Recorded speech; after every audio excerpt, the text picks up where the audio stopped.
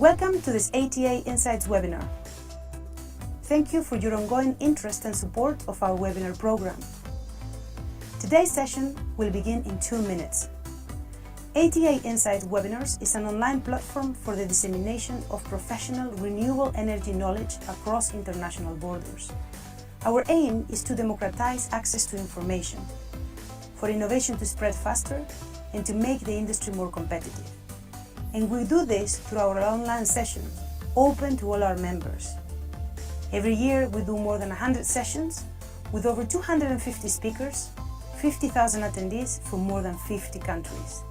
To participate in the session today, use the chat on the right-hand side to introduce yourself, your company, and where you're joining from. Under the screen, you will find the Q&A box, where you can send your questions for the speakers. We will get to as many as we can today. We're recording this session, and we will send you a link to the materials in a few days. Please consider supporting our content creation for the webinar program. Contact us on the email on screen.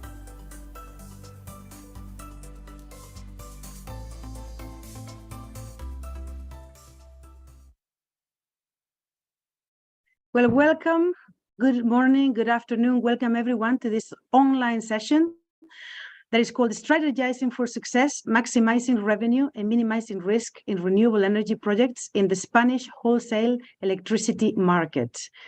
This is no average session that we have today. We not only have a star-studded session, but also you're going to get the ins and outs of this really growing market from the industry insiders, all of the people that are working sort of like on the underbelly of how the Spanish market is working. And the Spanish market, due to different historical political reasons that we're not going to get into, is severely below other countries in terms of how much renewables we have today. Up until recently, I don't know the exact numbers at the moment, but we had about 10 gigawatts, maybe 12 of photovoltaics, which is like a fourth or less of what Germany has, for example. For a country that is quite so sunny, doesn't really make necessarily a lot of sense. And this is changing, and this is changing rapidly now, which means that the way that the electricity wholesale markets work is changing too really fast indeed. We do have a lot of wind power, but wind, solar, storage is going to be growing quite dramatically in the next 10 years and then in the next 20 years from say 20% to a lot more than that as part of the electricity produced. So as such, if you're looking to invest in the Spanish market, first of all, you're in an amazing growth area, and there's a lot to be said and to be done in the market and a lot of areas of opportunity. But also, you have to make sure that you understand how it works, what the real investment opportunities are, and where the sort of like the pockets of opportunity are. So I'd like to welcome everyone, whether you're in YouTube or you are in Zoom, and ask you or request that you please introduce yourself in the chat, making sure that everyone can see your comment, and you tell us about your name, your company, and also where you're joining from today. And my name is Belén Gallego, and I work for ATA Insights, which is the organizer of this webinar, and I'm going to be your moderator today. So without further ado, I'd like to give you all in the audience the opportunity to meet our experts today. And I'm going to ask them each to introduce themselves and to tell you a little bit about what they do. So if we can start with you, Matías, and actually before, Lucia, can you put back the slide so that everyone can see who's speaking?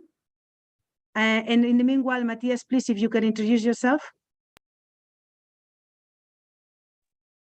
Sure, thank you, Belén. Hi to everyone. So, well, this is Matías Gallego. I am a partner at Optimized Energy, which is a quite new company, not very old, even though we've been in the area for quite some time. Basically, what we do is promoting awareness of how power markets work and operate, and try to boost price risk management and awareness again. And in order to do so, what we provide is third-party outsourced energy and risk management services, along with spot advisory for whatever our clients need. Excellent. Thank you very much, Matías, and welcome. Next, I'd like to ask Ignacio to please introduce yourself. Hello all, thank you, Belén. Thank you for having me today. Ignacio Sáenz, Nacho. I'm part of the origination and structuring team here in Engie. Origination and structuring team in Engie is the department, it's an equip that is part of the energy management, global energy management and sales. We're in charge of all those things that are related to buy and sell commodities that based on super big volume, based on complicated contracts, or different commodities cannot be traded directly through screens. So PPAs are part of those, but also long-term gas contracts and so on. So thank you for having me today. Thank you very much, Nacho. Next, I'd like to ask Alejo to please introduce yourself. Thank you, Belén. Hi, everybody. I'm Alejo Loira. I work at the Structured Finance Department at Banco Sabadell. Specialized on the energy sector. We do basically anything, financing for anything that has to do with energy, from the traditional solar PV and wind power to more trendy biomass, biomethane, storage, and hydrogen. Thank you. Thank you very much, Alejo. And last but most certainly not least, I'd like to ask Miguel Ángel. Please introduce yourself. Thank you, Belén. Good morning, everyone. I'm Miguel Ángel. I work in the Renewable Energy Department in Triodos Bank, Spain. And we are specialized in financing renewable energy assets, PV plants, wind farms, etc., etc. And well, we have a very long track record in this field since the 80s. We are starting in the Netherlands, and we have different branches in different European countries. I'm glad to be with all of you. Well, thank you very much all. Now, Lucia, you can take away the slide and let's get started. Okay, so basically we have about an hour. I mean, 8 minutes have gone down, so say 50 minutes. And we have these 4 people here that know a lot about this market. They've been working years and years on it. They cannot know the details any better. So it's your chance really to ask the questions that you have. So what I'd like to, obviously, it wouldn't make any sense that we are here without having prepared something. However, I'd like to invite you all to send your questions and we'll be taking them right away. I did literally have 2 questions to start and then we can take yours. So don't be shy. And with having said that, just one more thing, we're recording this session and it'll be available for you to watch again. And without further ado, I'm just going to bring my questions here. Hang on 1 second and let's begin. So the first question that I have is I'm going to start with Matías, but feel free if anyone else wants to jump in. So let's talk first about the risks that there are in renewable energy and how what are the main risks and how do you mitigate them at present? So Matías, if you want to start, we'll take it from there. Sure. Well, by definition, risk is about uncertainty, right? There's different risks that we could face depending on where we are in the whole life cycle of a project, right? There's development risk having to do with permitting, environment, etc.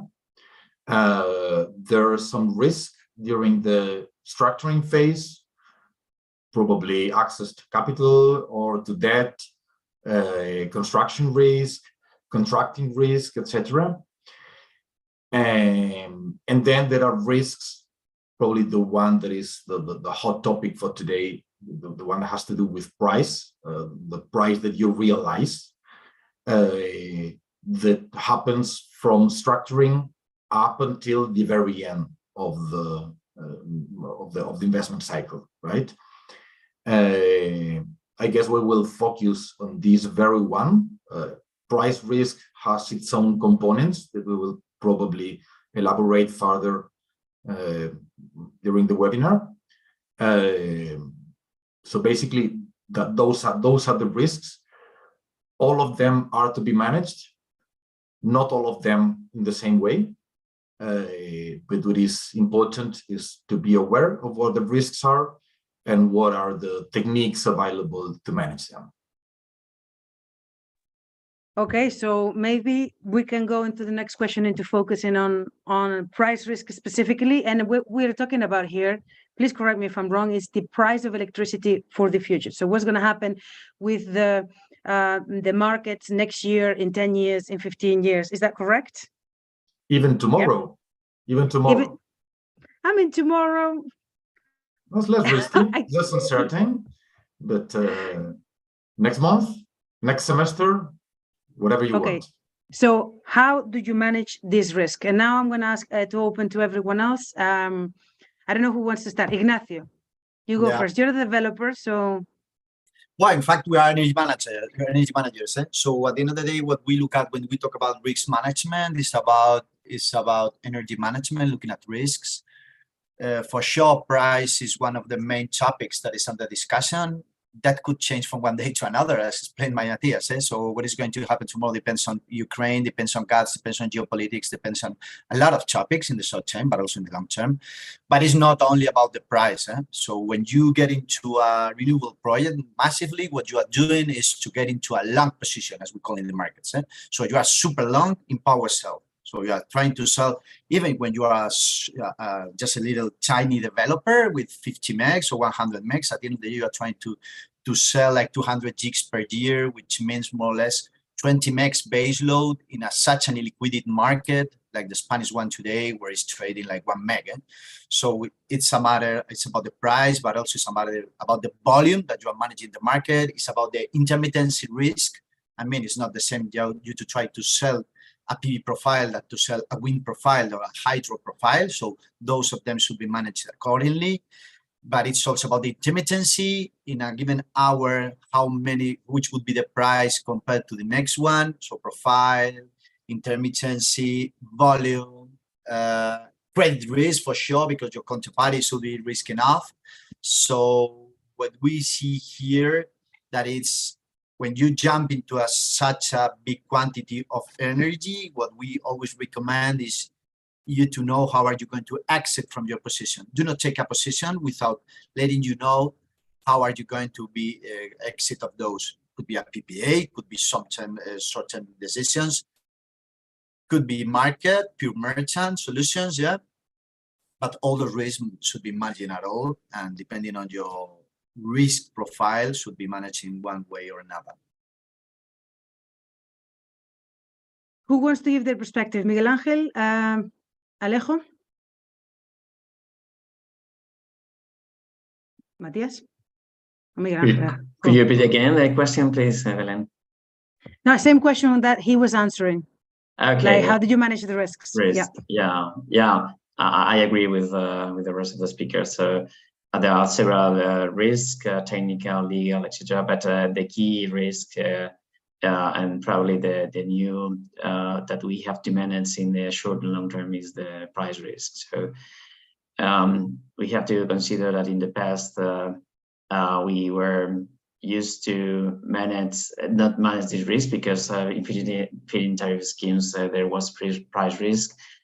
And so there is uncertainty about what would be the evolution of the power price in the future. And in this respect, there are basically different options. Main option is to the heading contract, PPA agreements with different in the long or short term with different kind of off-takers. And the other option is to go to assume merchant risk, and this, from my perspective, could be in this case we assume a speculative option, and it's something that we have to consider now. If generators should assume this role or not? And yeah, from the lender's perspective, and of course, It's something that, depending on the option that you choose, PPA agreement or merchant risk, the condition of the finance could be quite different.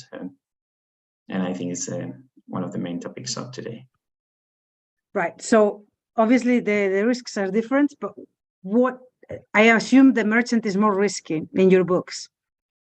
Absolutely. PPAs are less risky. Okay. Risk, yeah, to manage. That's kind of like the simple question, right? So how do you measure the merchant risk right now for a project that will come through your desk? You know, what are the main things that you consider? Well, if you don't choose the PPA option, merchant risk basically is manageable. You can manage as a lender considering different forecast power price with different market advisors, and at the same time, what we do is to demand higher debt service coverage ratio, and to be sure that even in the most stressed scenario, the debt could be repaid. So I think, Matías, you've been mentioned, right? They go to the consultants to see, you know, what are the risks like, what are the prices like. So tell us, like, what are the tools that you use to establish what is the merchant risk for projects? Well, first of all, a very quick note on what Miguel Ángel said. He mentioned the word speculation, which is a very fair word, even though it causes some panic sometimes, no? Well, I believe every single business model has some amount of speculation behind, right? Because we're making assumptions of what will be happening in the future. Let it be power price, let it be inflation, let it be availability of equipment for replacement, you name it. The difference is what is the likelihood of occurrence that you assign of each of those events. Market price is quite volatile, especially these days, which means that, well, it's probably more uncertain, or there is more probability of finding yourself in a critical scenario. But at the same time, it has the big advantage of the risk being, let's say, easily or at least affordably measurable and yeah, able to be monitored. Whereas other risks, you have no indices, you have no standard metrics and standard procedures to be aware of what your risks are. And on top of that, there are tools, standardized tools and instruments to hedge against those risks. So first of all, you measure and monitor your risk, and then you act and manage it, entering into these instruments. That might be, what you want to do is to hedge, to reduce your exposure, or the likelihood of unpleasant events to occur. What you do is sign in hedging instruments that can be PPAs, which is the word that we normally use for very long-term hedges, long-term and significant volume out of your expected production. But there's other ways that involve smaller amounts, smaller volumes, and shorter terms. And then out of both types, there are a number of subtypes where you can offload part of your volume risk, profile risk, credit risk, etc. This is very specific and has to do with every single contract that you enter into to manage that price risk. Okay, so you mentioned the word PPAs a lot, and you're saying that you hedge with a PPA. So let's talk about PPAs then. Or actually, Nacho, did you want to say something? you open your mute? Yeah.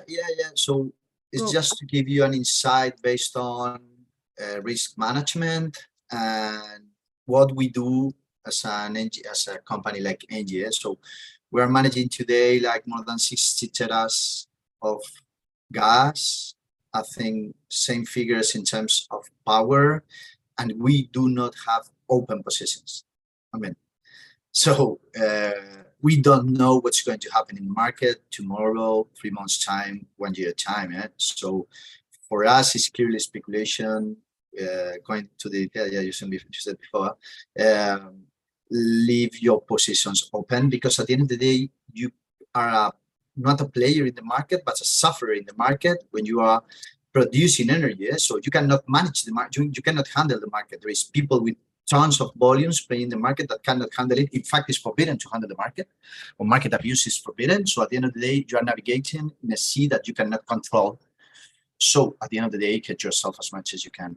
So, and if you look at PPAs, it's a matter of volume, and it's a matter of long-term relationships. So it's not only because you're not willing to do a PPA today, you can do it tomorrow. No, that's not necessarily correct, because tomorrow probably the price will not be there, or you have got a stop loss and you will try to execute a PPA, but there's no liquidity in the market because the market is full there. There is no people willing to uptake your energy, or there is no people willing to uptake your profile. So at the end of the day, you start to hedge yourself with a worse product like baseload versus solar. So at the end of the day, you have got that uncertainty. So it's not a matter of let the things to go on and let's see what's going to happen in the future and take decisions based on that with a super high volumes, because probably liquidity of the market and players in the market are not going to allow you. So probably best strategy is not a PPA at all, but it's probably a layer of PPA, a layer of mental exposure, and a layer of energy management on daily basis, weekly basis, active management. It's not only one decision for sure correct, but what is correct for sure is that no PPA or no merchant on the other side.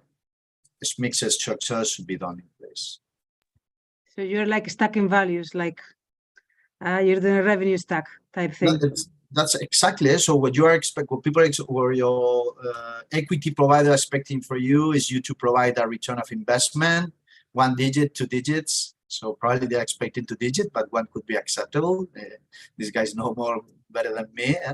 But at the end of the day, the only way to ensure that kind of things is to hedge yourself, to ensure revenues with a reliable counterparty, with a best credit rating or investment grade or whatever you can say it. And for sure, there's an upside there that can be managed on short-term basis. But most of the volume, the main part of the volume, or the most part of it, should be managed accordingly based on your expected revenues. Does anyone want to comment on from there? Shall I ask Alejo? Go ahead. Yes, please.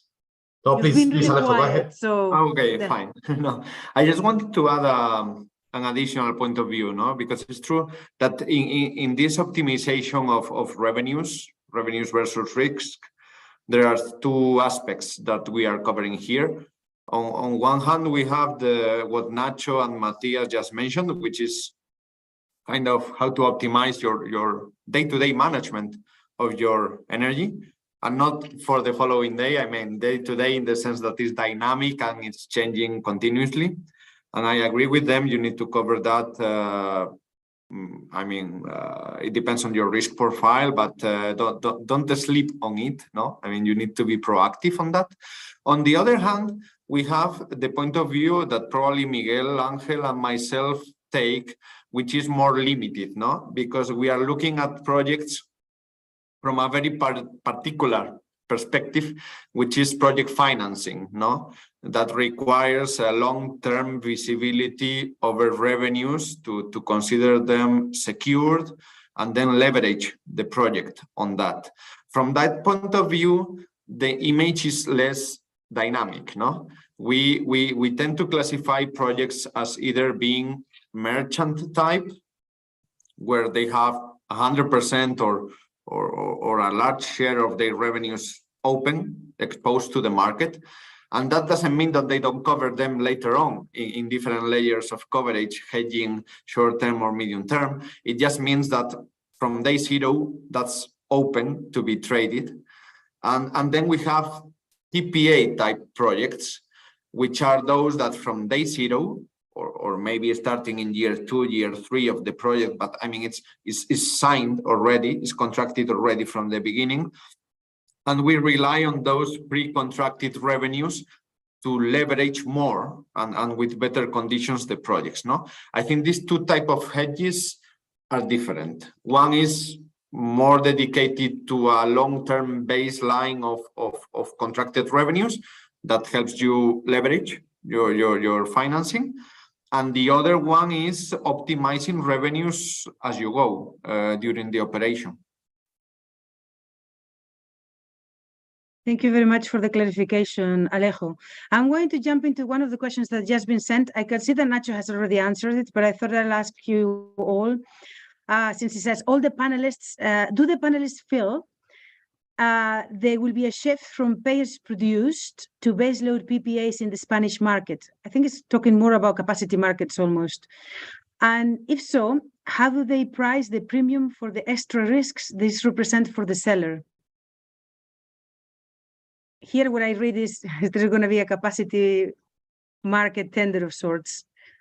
Matías?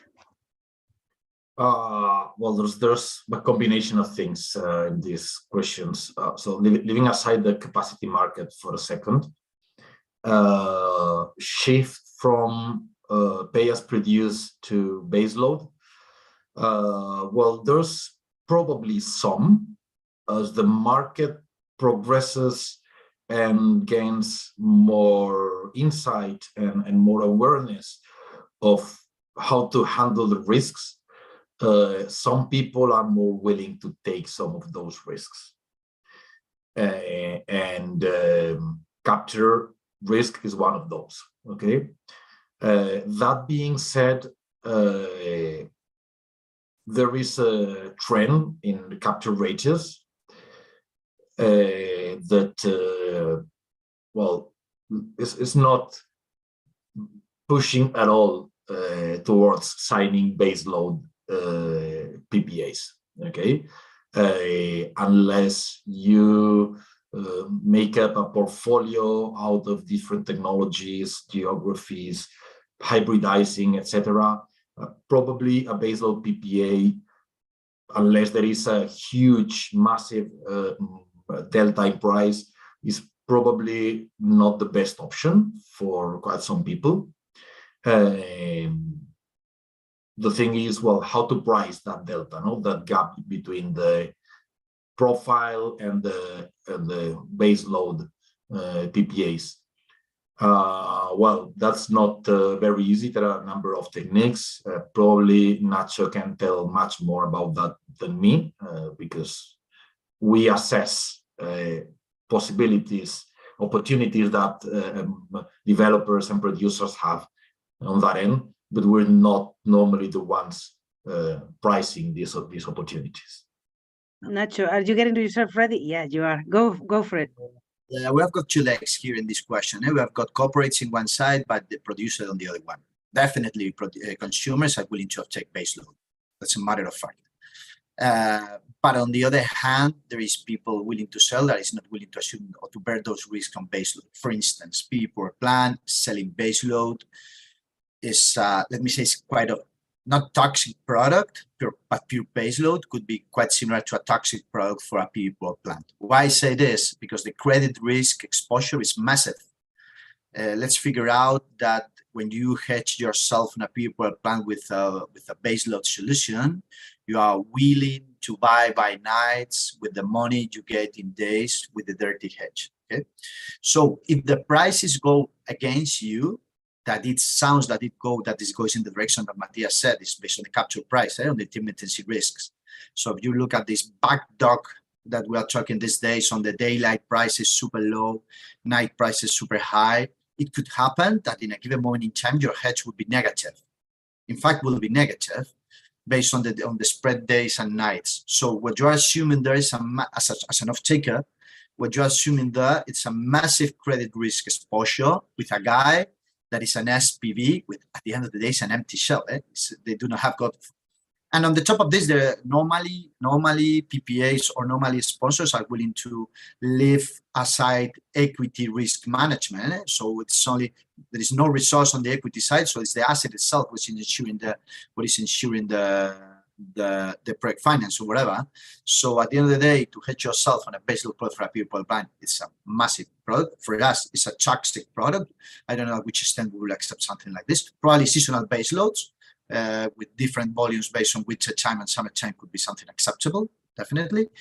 Wind farms is another thing. It sounds that we have got here the experts, but in the past, baseload volume has been a much more than acceptable product for wind farms. Let's figure out that the capture price of the wind farms today is not what we used to have in the past, because the spots are not the same ones, so the capture price are not the same one. We have got in our minds that wind farms are normally factories that produces by night on winter time, but that doesn't happen anymore because the new spots are not working in the same way that it used to work. So again, credit risk, so the spots are different. So all those good ones. Please elaborate. Please elaborate. So what do you mean? The wind profile, it used to be something that used to produce more in the winter time, and it used to produce more in the night time. Yeah, but that's not exactly the same case today, because we are looking for other spots that are not occupied by pre-existing assets with different wind profiles and wind regimes that now that could be used because the technology of the wind farms are much better than used to be in the past, which do not mean that the production profile is the same as used to be. So what you're saying is that you cannot take the production profiles of older plants for the new ones because they're not necessarily going to work. Yeah, is that I've understood correctly? Okay. So again, you're assuming credit risk there. And on the other hand, corporates, and just to finish, corporates are willing to buy wherever. Why I mean wherever? Because if you look at the price for tomorrow, it's 150. 110 euros. It has been even 200 euros. So they cannot face for the factories 200. So they prefer to have a flattened price based on 50s, 60s, 40s. So if you put in their plate a price on a wind farm, that could be acceptable for them profile. On a 60, they are willing to buy. So at the end of the day, wind farms do not need to sell baseload. Why to sell baseload if you are not needing to sell baseload? So for me, it's quite complicated to come back to baseload products. Good batteries will change the game for sure. Hybrid products will change the game for sure. But I don't know how it's going to be a reality in the next few years, 3, 4, 5 years. But I do not see people willing to do baseload products on the next 2, 3 years. Sorry, I shut myself. There is no market for it. That's the problem, right? At the moment, I mean, if you're a developer that wants to develop a baseload product like concentrated solar power, produced one. So corporates are willing to buy baseload, but there are some corporates also willing to buy as produced because of the backwardation of the curve. Look, let's see what's happened if the curve goes flatten again. But today we have got I don't know. Let me check. It's like 100 for Spain baseload for 2024 is in 105, 2025 is 92, and 2030 is in 40s, 50s. So at the end of the day, people is not willing to pay 100. So if you put in their plate something in 60s, they will accept it. Okay, so it's going to go down. Gotcha. Let me ask a few questions, if I may, from the ones that we had like a sort of preset. Let's talk about PPAs. You guys have mentioned the word PPA a lot. It's clear that you're a lot more happier when there is a PPA involved. So let's talk about this. What characteristics are you looking for in a PPA that makes it bankable? So this is for Alejo and from Miguel, I think. What makes a PPA bankable? So Alejo, do you want to start? Yes, why not? Well, there are 3 key aspects, I guess, to the PPA, 3 or 4. Well, first, of course, the off-taker, no, because the credit worthiness of the off-taker is gonna be tied to the level of certainty you associate to that part of the revenues that is contracted. Here, at least at Banco Sabadell, we basically distinguish between non-investment grade and investment grade. That's it. We don't go finer in general. Then we have the percentage of the production that is contracted, of course. So we what we call, as I mentioned, the PPA projects are those that at least sell 60% of their production through a PPA. If it is less than that, it doesn't benefit from the conditions, from the better conditions of a PPA versus merchant. I should say that Banco Sabadell Finance is pure merchant. We are comfortable with it. No, it's only that the conditions are different. And then you have the term, no, the number of years over which you are contracted that production. It used to be 10 years as a reference, even longer. But okay, lately the appetite for such long durations has reduced because of the high prices and the high volatility we saw last year. So terms closer to 7 years or even 5 years is what we are looking at now. So 10 years are also possible, but it's more difficult to find an off-taker, I guess, that is ready to be bound for 10 years. Then you enter into other considerations. Now we also look at how the price is, if it is pay as produced or base load. In general, by default, they are all as produced lately, as Nacho mentioned, for the reasons he mentioned, basically. But probably we'll start looking again at increasing number of base loads in the coming years. And the coming years probably means, yes, 2, 3, 4, 5 years from now, as the level of renewables and the relative weight of the solar profile in the overall consumption is larger. Not everybody, I mean, it's going to be increasingly difficult to digest as produced profile for all consumers. No, that's not going to be easy. At the end of the day, all the market risk is being transferred to them, all the profile risk. And then, of course, price indexation and so on. But I can tell you in Spain, most of them are fixed price or fixed price, I mean, by periods, higher in the short term, and then after 3 years or so, going down to a low level. Again, because of the trade-off with the merchant prices, no, that have that shape. So, Matías, can you tell us about what schemes or what schemes do you expect to see in PPAs in the long term? So, hybrid.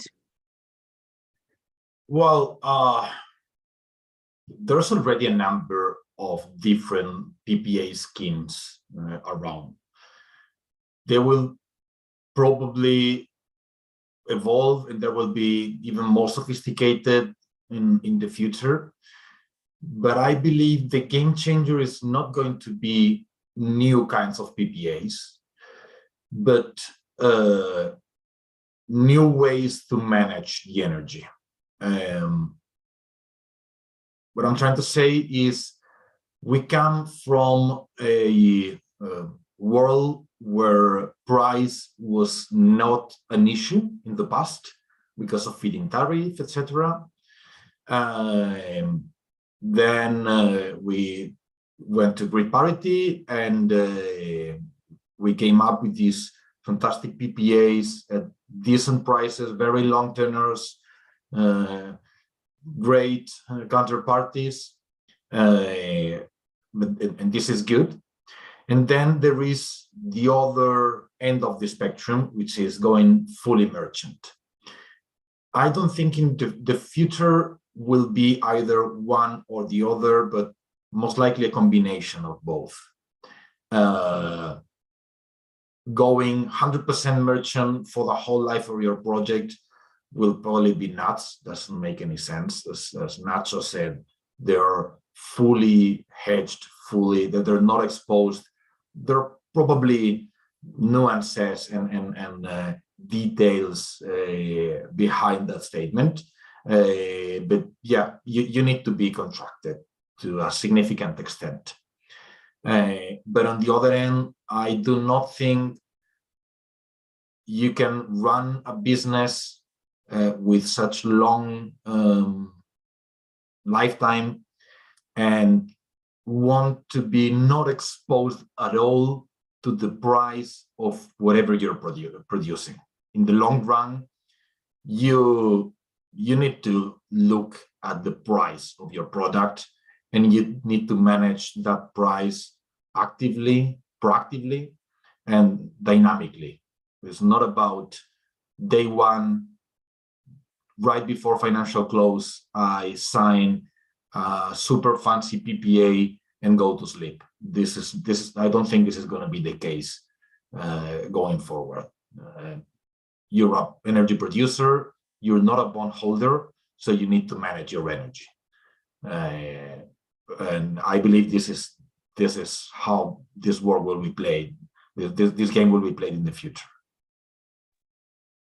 Thank you very much for the explanation, Matías. Of course, we have to figure out what that means from the opportunity side. So let me ask a question about for the bankers specifically, so both for Miguel, Ángel, and Alejo. What level of income coverage under PPAs do you consider appropriate? Is there a minimum volume and a minimum term to enjoy better financing conditions? Well, I think part of this question was answered previously by Alejo. It depends on the bank, of course, the requirements of the risk department. In Triodos Bank, what we consider is that a deal could be considered as with a PPA agreement when at least around 50% of the cash flow during the long term is covered by PPA. Okay. That means, for example, if you have a PPA agreement and then use PPA with covered by PPA, it's at 70% of the energy, this should be considered as a PPA deal. Okay. On the other hand, if the percentage of the energy is lower than this percentage, is merchant. It's a merchant price. Okay. Anyway, I think that the key element is to find a right balance between risk and upside in incomes for the investor. I fully agree with the rest of the speakers. I think that the key element is to feel a level where there's lenders and investors are comfortable enough in the long term to be sure that they can repay the loan and get the minimum return for investor, and at the same time give room for investor to get an upside in the market. And that's links what was mentioned by Matías, no? That sponsors should have a dynamic management of the energy and the price in the market. Nothing further to add, Alejo, from your side? No. No, well, as I mentioned, in our case, as Miguel Ángel said, no, it changes a little bank by bank. In our case, it's 60% of the volume produced and a minimum 5 years term. 5 years is a pretty short term, anyhow. Yeah, I mean, in general, if you sign a long-term PPA, kind of by definition, you are entering into that. Else, you are hedging in a more dynamic way, probably in the operation period, following the logic that Matías and Nacho presented. No, unfortunately, those are not foreseeable or not so easy foreseen, let's say, at financial close. So when you have an SPV in front of you without corporate guarantees, those are not so reliable. You probably cannot count on them. In practice, you rely on the mark-to-market to the market price, and you consider them merchant in practice. Yeah, I mean, Ignacio did mention. Go on. If I may raise a question to both Alejo and Miguel Ángel, this was not prepared, so I hope they will not hate me. Basically, you have said that there's somehow two lines when you go to the bank seeking a project finance. There's the queue for the PPA holders, and there's the queue for the merchant players, right? I'm wondering whether there might be a third queue for those that, okay, maybe they have a PPA, maybe not big enough, whatever. But I believe it's not the same going merchant, you know, like this, let's go merchant and to the adventure, compared to going merchant or more exposed with a strategy, a binding risk strategy that might be binding contractually, I mean, as part of the facilities of the project finance. This is what you can, what you cannot do. This is the exposure, the risk you can be exposed to, and these are the actions you must take, and I underline must, whenever the wind changes direction. Is that a possibility when you go seek a project finance to improve your conditions by committing on a strategy? Do you mean, Matías, dynamic management? So if on a yearly basis or whatever? Well, how dynamic is to be discussed. Certainly more dynamic than this is my price for 80% of my energy for the next 10 years. The key element, at least from our side, is to see when you close the deal, when you sign the financial agreement, is there is visibility in the long term in the price and the energy cover. So if you are thinking about closing PPA agreement every, I don't know, 2 years, 3 years, the problem is that at the present you don't know where will be the price in the future. So that means that you can't manage the risk when you close the conditions of your facility. If you are thinking about different formula in the middle between PPA agreements and merchant risk, because only cover, I don't know, 30% of our production, it's true that you can find conditions that are in the middle, but probably more close to the merchant option. I'm not sure if I answered your question. I think a mixed product is possible. I mean, we are not, as far as I know, doing it right now. As you said, there's basically 2 queues, and then within each queue you have flexibility for sure, keeping merchant exposure for a period and then committing to sign a PPA within a certain price band after a number of years and so on. What you are proposing is slightly more evolved than that, but I think it's possible. It would make sense, for example, to request that you always hedge at least with a 3, maybe 5-year horizon, every X years, a percentage of your production. It hasn't been necessary for now. I guess that's why we are not doing it frequently.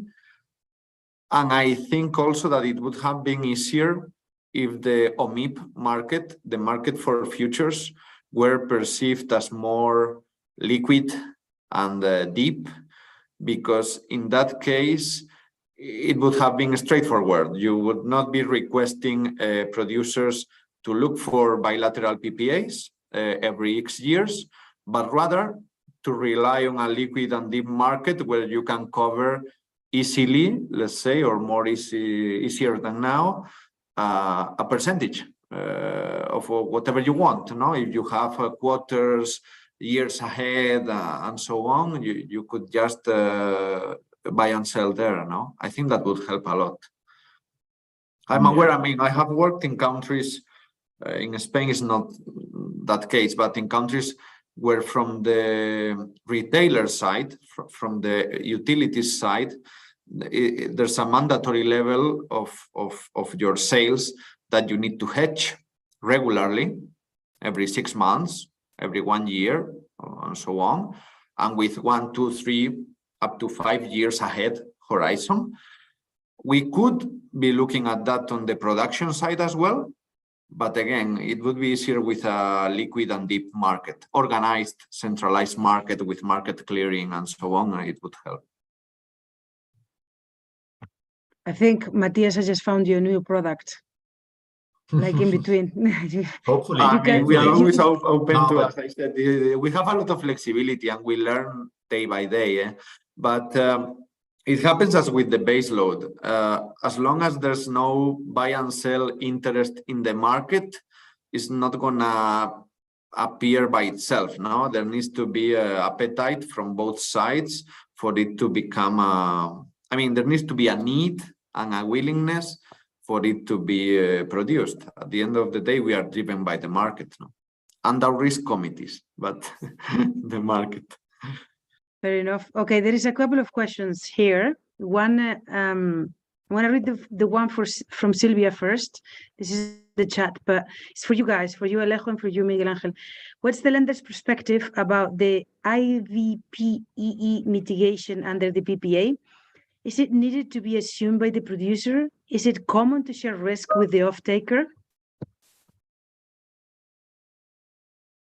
Shall I read it to you again? It's right there in the chat. You can read it from Sylvia.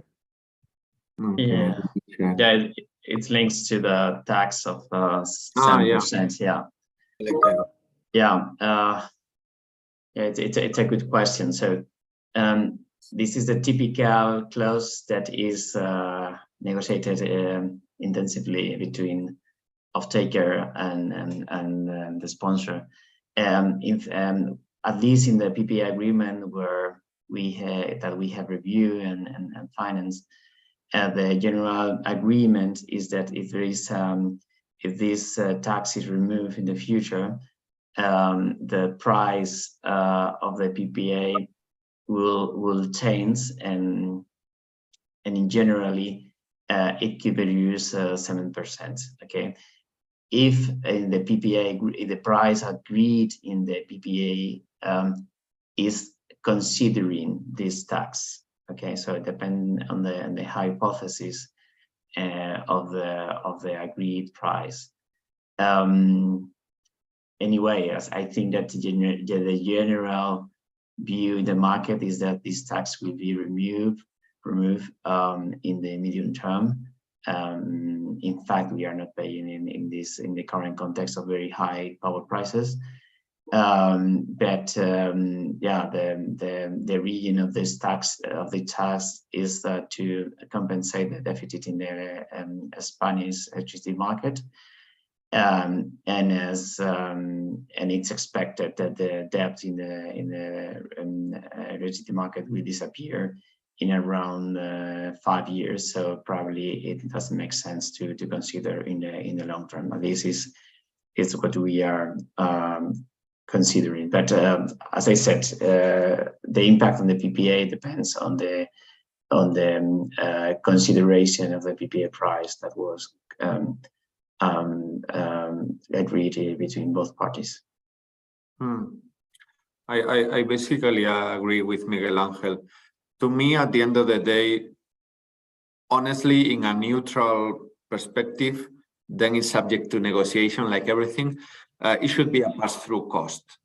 I mean, it's a cost that, as it is defined right now, is paid by all generators, regardless, no? So, in theory, whenever it is reinstated, if it is, market prices are going to increase proportionally, no? So, if you pass it through purely through the PPA, okay, the generator is covered. So if it reappears again, the 7%, the PPA price is increased, and that's it. And the consumer, okay, he will suffer it, but the trade-off, so the opportunity cost against the market should not change in principle. So in principle, the consumer should not be against the pass-through of the 7%. Because if the alternative is going to the market and the market is going to also integrate the increase in the offer prices because of the 7%, well, at the end of the day, you are in the same position. there is a nice discussion on what is a change in law, yes or no, if there is a reduction in the value or it's a removal of the tax itself, that the tax is in place, but it's about the price of the taxes. So it's not a change in law, so no change in law, no affectation on the pricing and so on. It's part of nice discussions on PPA negotiations. It's probably, I think, one of the biggest change in law today is one of the biggest discussions on PPAs, even more than pricing or guarantees.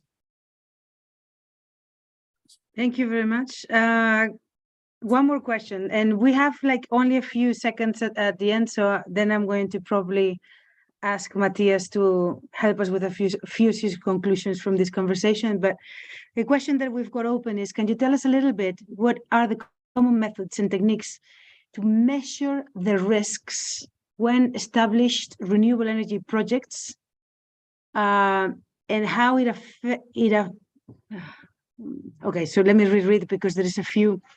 Can you tell us the common methods and techniques to measure the risks for renewable energy projects through the phases of the project?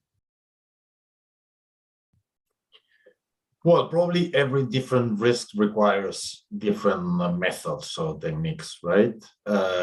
Normally, measuring risk is about measuring probability or likelihood, and impact has to do with these two metrics or variables. When we're talking about development risk, it's hard because you do not have signals of probability or signals of impact. When it comes to price risk, you do have signals of both, because you have markets that where indices evolve over time, and so the volatility is measured. Okay, the future cannot be guessed or figure out in anticipation, but yeah, you can make guesses. So there is a signal on probability, and of course there is a signal of impact, because okay, what is the probability of price dropping below whatever, and what is the impact on your bottom line of this happening, right?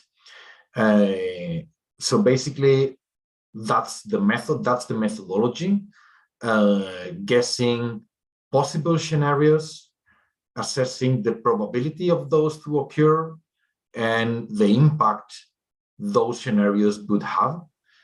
And by combining all those, you have you can make aware decisions of what contracts to enter into or not enter into, because you will know how likely it is this to happen or that to happen, and what would happen in that case.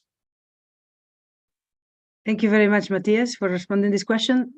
Since we are almost out of time, I'm going to ask you each, please, to give me your best advice for the companies looking to invest in Spain really shortly. So your best advice, Alejo?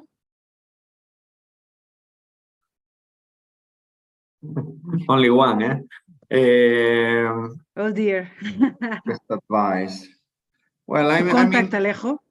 No, well, that helps, but no, the marketing in Spain, I think, is in a pretty good position today. No, the best advice is to be careful, probably with, from my point of view, limited, how they procure projects, because what I'm more concerned about is the ramp up of development costs and the rate at which they have been multiplying over the last 3-4 years, and how that correlates with having their point of connection, no? The rights to connect and evacuate power. This is something that in Spain has been kind of an issue, a concern for the last, I don't know, for minimum the last 5 years, where Red Eléctrica and the distribution operators receive huge amounts of requests for connection, and they might even qualify them and grant those permits, but not so many projects reach COD or have been reaching COD. So just, well, be careful with the price of the development and the certainty of reaching COD. The rest, I mean, the sector in Spain is very mature. We have a deep market for PPAs. The merchant risk is also well managed, and the possibilities of funding are also very diverse, not just project financing through us, banks, Banco Sabadell or Triodos, but also private debt and also other institutional investors. It's a very mature market, so no issues on that regard. So the bottom line is, make sure you can get to the COD, because a lot of other projects haven't, and there is a little bit of a queue in the interconnection. Thank you very much, Alejo. And contact Alejo if you're in doubt. Miguel Ángel, you next. Nothing to add to what Alejo explained, but he explained very, very well. So fully agree with your explanation, Alejo. If you're the fourth in the queue, then you can't say that everyone else said what I said. But but it's the hot topics are supply in the short term and long-term power price, as what Alejo explained. Yeah. Okay, perfect. Ignacio, Nacho, I think you're going to have quite a bit to say. Yeah, for me would be my 2 cents here is you are 100 megs PV producer producing 200 gigs in 10 years is like a revenues of 200 million euros. So are you going to manage 200 million euros as decisions done in so professionalize yourself? So if you cannot afford to hire people in your company to manage your energy, hire people like Optimize or whatever, people trying to professionalize this, because you are in a market that you're not controlling and should be paid a lot of attention to it.